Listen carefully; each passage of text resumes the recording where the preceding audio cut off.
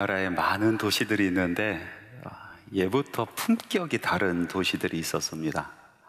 정말 품이 있는 사람들이 모여서 편안하고 또 서로 나누면서 넉넉하게 살았던 그런 도시들이 있죠. 그 도시들을 보면은요, 뒤에 꼭 주자가 붙습니다. 그래서 경상도의 품이 있는 도시는 어디입니까? 경주와 상주. 전라도 하면은 전주와 나주, 충청도 하면 충주와 청주, 강원도 하면은 강릉과 원주. 그러면은 서울을 포함해서 이 경기도에는 파주. 이 파주는 참 품격 있는 도시입니다. 여러분, 이 파주에서 나고 자라신 분도 있을 거고, 또 어찌어찌 하다 보니까 이곳에 정착하게 되신 분도 있을 겁니다. 또 우리 교회 성도들 중에서는 일산 분도 상당히 많이 있고요.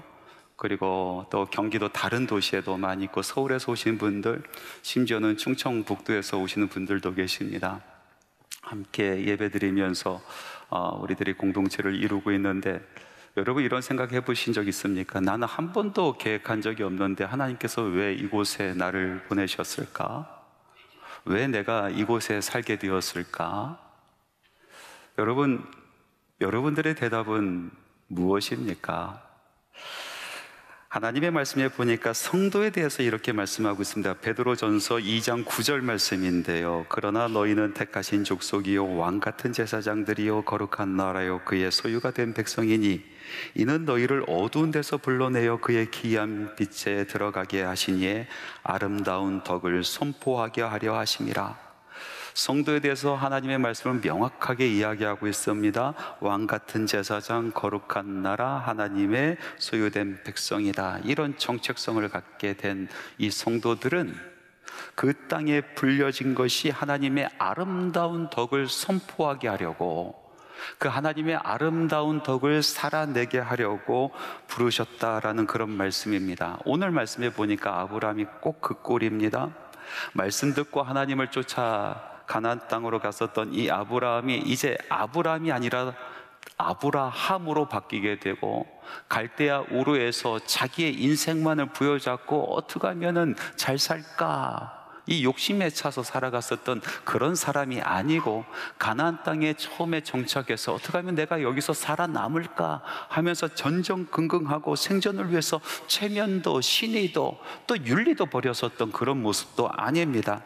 이제 아브라함은요, 하나님의 사람이 되었습니다. 믿음의 사람이 되었습니다. 그래서 가나안 땅에 하나님의 아름다운 덕을 선포하고 또 그 아름다운 덕을 위해서 살아가는 정말로 왕같은 제사장의 모습으로 오늘 말씀 속에서 우리는 아브라함을 찾을 수가 있습니다. 오늘 선포되는 이 말씀을 통해서 왕같은 제사장의 삶, 하나님의 아름다운 덕을 선포하며 살아가는 그 삶이 무엇인지 우리가 다시 한번 숙고해보고, 하나님께서 왜 나를 이곳에 보내셨는지, 하나님께서 왜 나로 하여금 이 대한민국이란 작은 땅에 태어나게 하셨는지를 같이 생각해보는 그런 시간 되기를 간절히 바랍니다.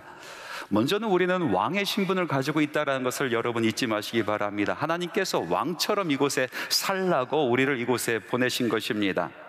왕같은 제사장에서 이 왕같은이라는 그 단어는요, 왕적인 이런 뜻을 가지고 있습니다. 이 왕적인 단어에 내포하고 있는 의미를 보면요, 권세와 통치 아니겠습니까? 하나님 아버지께서 세상 만물을 창조해 주셨고 지금까지 그것을 다스리고 계십니다. 자녀이자 상속자인 우리는 자연히 이 세상의 주인이 되는 것입니다. 이 나라를 권세를 가지고 또 하나님의 그 허락하신 능력을 가지고 다스리며 살아가는 주인이란 뜻입니다. 사업을 하신 분들은 아마 잘 아실 겁니다.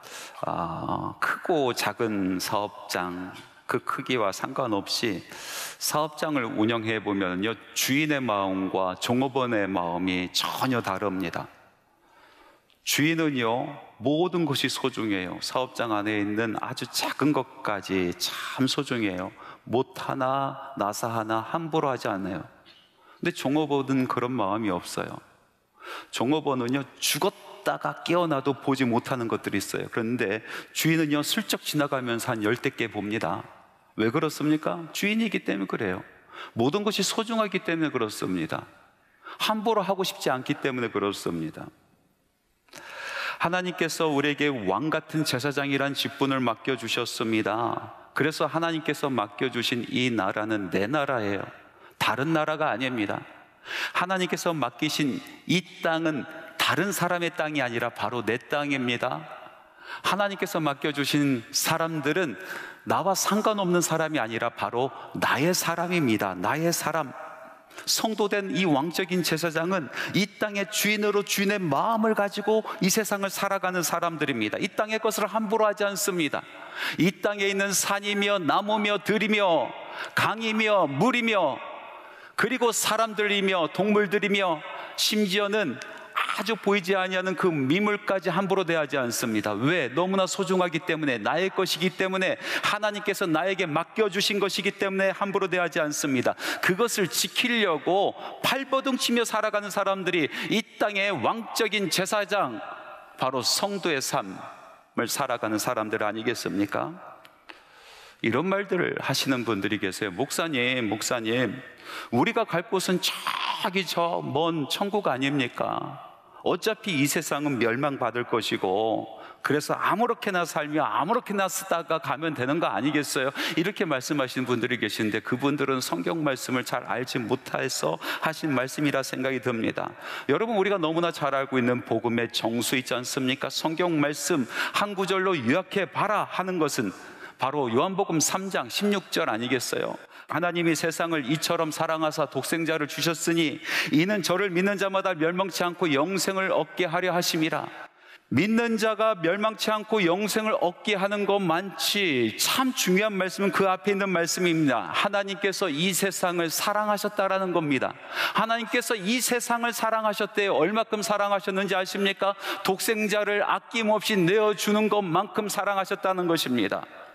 하나님께서 이 땅을 사랑하십니다. 여러분, 하나님께서 천지를 창조하셨을 때의 그 말씀을 기억하시기 바랍니다. 창세기 1장 2절 말씀에 보니까 땅이 혼돈하고 공허하며 흑암이 깊음 위에 있고 하나님의 영은 수면 위에 운행하시더라. 땅이 혼돈스러웠다고 합니다.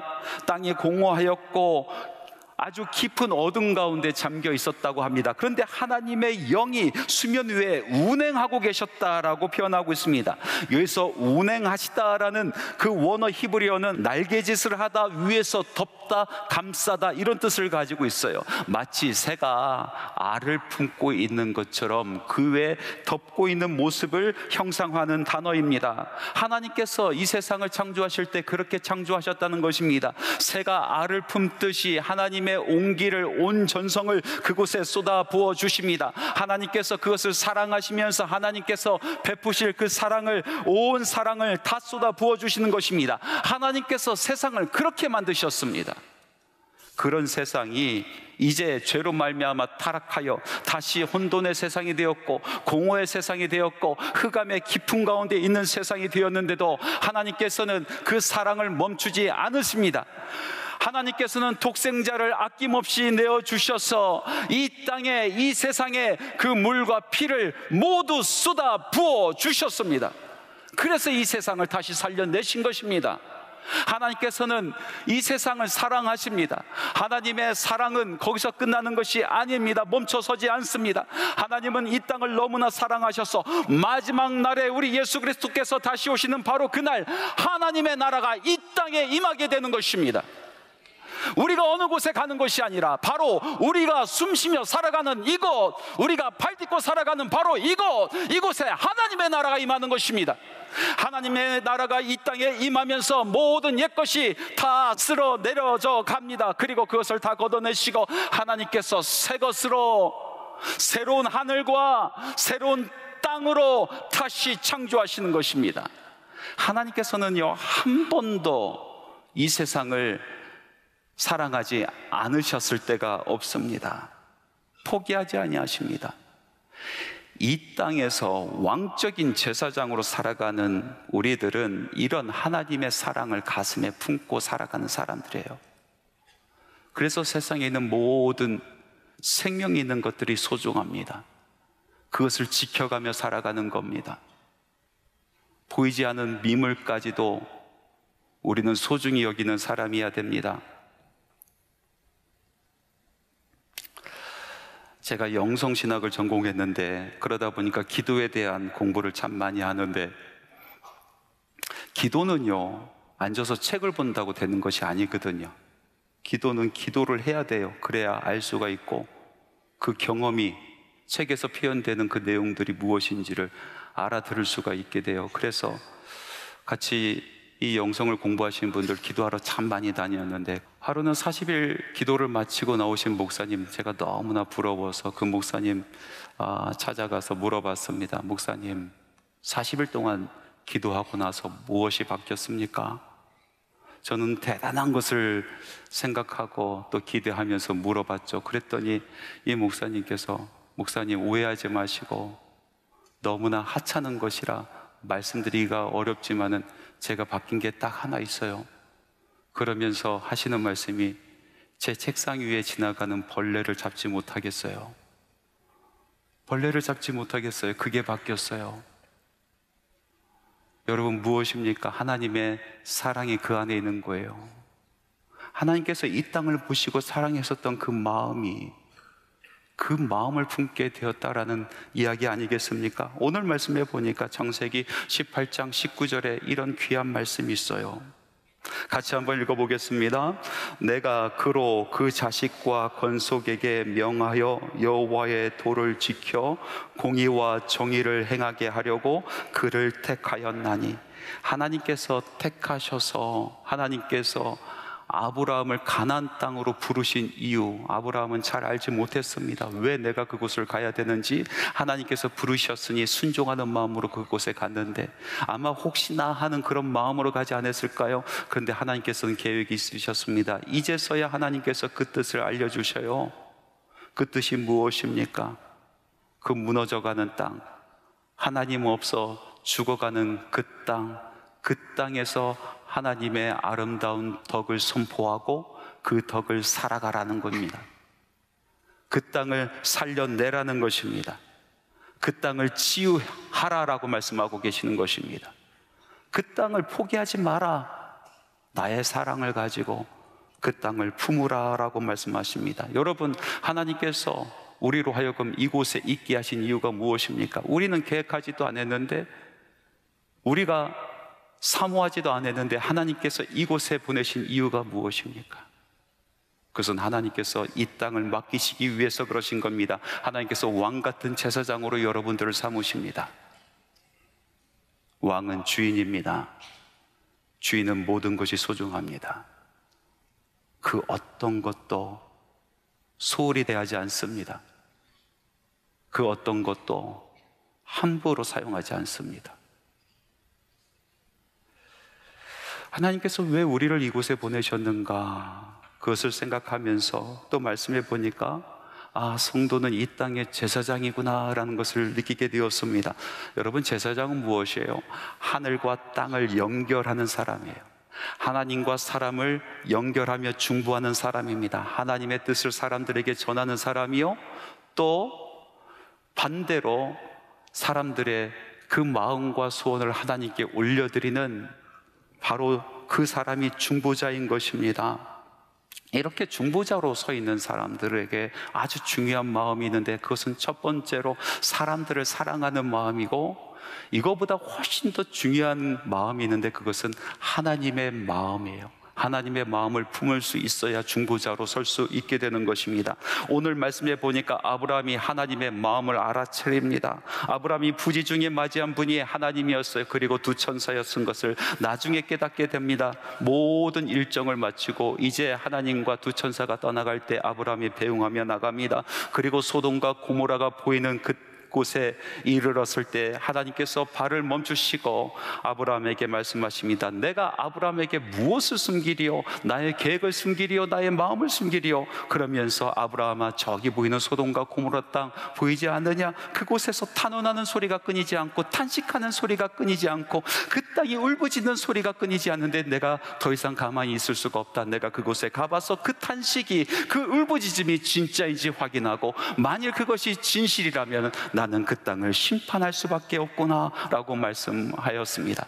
그때 아브라함이 하나님 앞에 납작 엎드립니다. 하나님, 혹여 그 땅에 의인 50이 있으면 하나님 그 땅을 멸하시겠나이까? 하나님께서 말씀하십니다. 의인 50이 있어도 내가 그 땅을 멸하지 아니하리라. 하나님, 50에서 5을 가만 45명이 있어도 하나님께서 그 땅을 멸하시겠습니까? 아니, 내가 그곳에 45명의 의인만 있어도 그 땅을 멸하지 아니하리라. 하나님, 저는 티끌보다 못한 사람입니다. 그러나 다시 한번 하나님께 아뢰입니다. 하나님, 45에서 5를 빼서 40명만 있어도 하나님께서 그곳을 멸하시겠습니까? 아니, 내가 그곳을 멸하지 아니하리라. 하나님, 30은 어떻습니까? 하나님, 20은 어떻겠습니까? 하나님, 10명의 의인이 있어도 그곳을 멸하시겠습니까?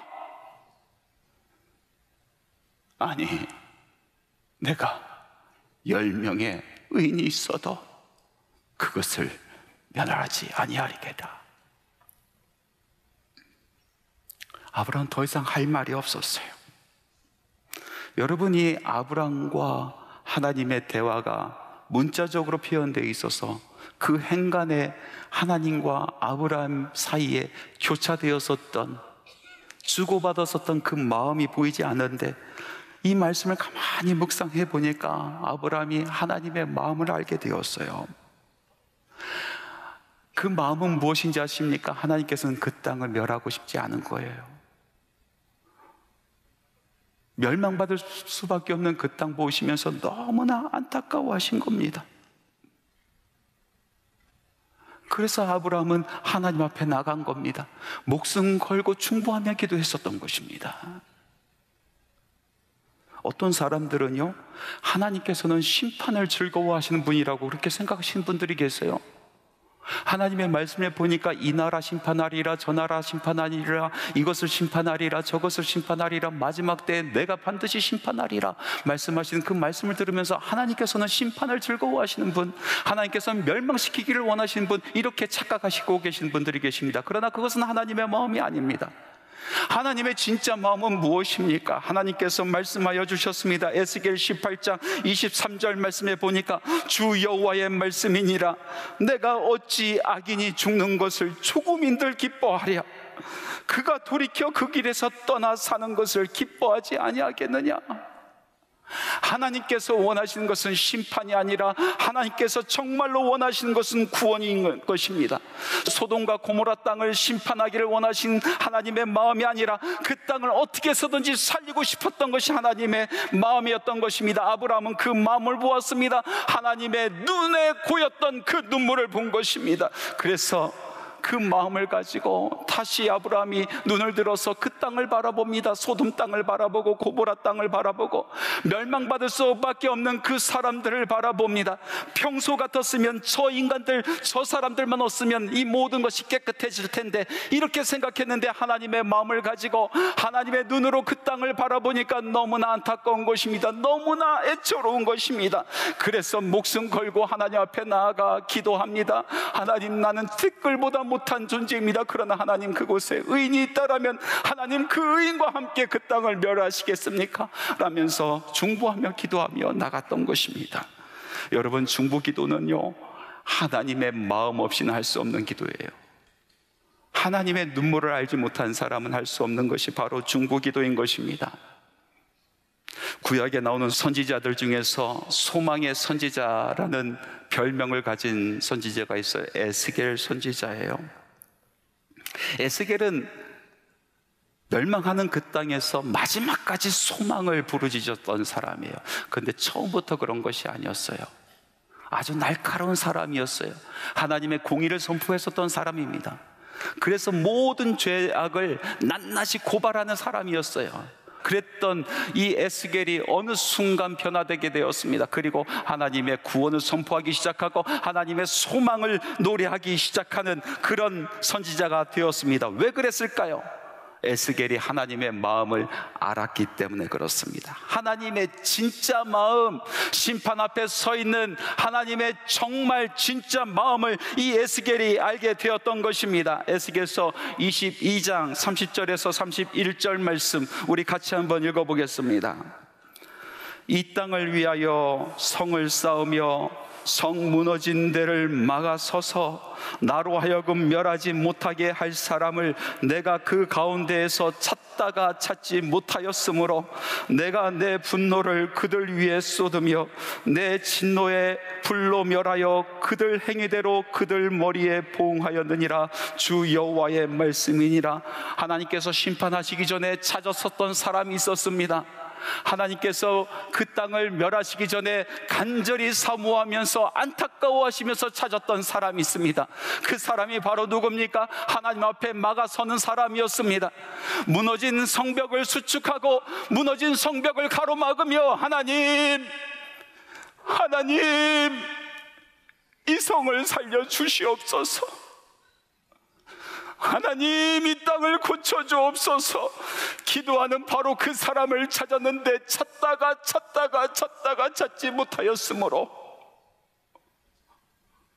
하나님의 심판이 그곳에 임하였다라는 그 말씀을 듣고 에스겔의 마음이 변하기 시작하는 것.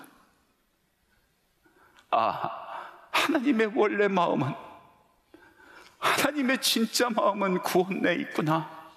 그러면서 구원을 노래하기 시작합니다. 그 땅의 소망을 선포하기 시작하는 것입니다. 여러분, 오늘 우리가 살아가는 이 땅을 한번 보십시오. 얼마나 죄악이 만연합니까? 소돔과 고모라 그 땅보다 더 하면 더했지 덜하지 않는 사회에 우리가 살아가고 있습니다. 성적으로 문란하고 타락하고, 우리 젊은 아이들이 마약에 취해 살아가고, 우리 청소년들이 도박에 빠져 있고 게임에 중독되어 있고, 부끄러운지 모르고 죄를 짓고 살아가며 그 죄를 자랑하며 살아가는 세상이 이 세상 아니겠습니까? 예수님께서 이 땅에서 사역하실 때에 현장에서 가늠하다 잡힌 여인을 사람들이 예수님 앞에 끌고 옵니다. 그들의 손에는 돌짝이 들려져 있었죠. 예수님께 물어봅니다.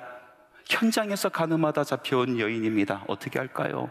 예수님께서 땅에 글을 쓰십니다. 그리고 말씀하시기를 너희 중에 죄 없는 자가 돌로 치라. 말씀해 보니까 나이 많은 사람들부터 차례대로 돌짝을 내려놓고 그곳을 떠났다 하였습니다. 참 낭만적이지 않습니까?